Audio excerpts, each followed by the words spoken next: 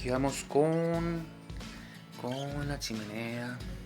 Ya le vamos viéndole el estilo, la forma, ¿cierto? Hola, ¿qué tal amigos de YouTube?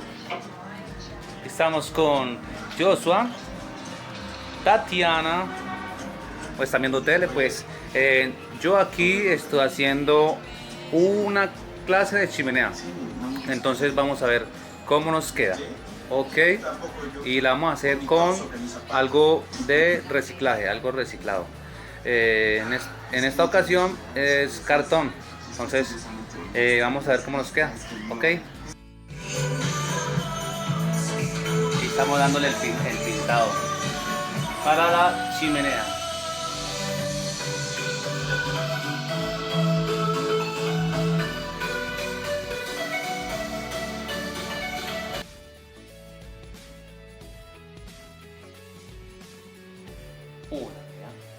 Miren cómo está quedando la chimenea, hermosa chimenea navideña, con material reciclable de cartón.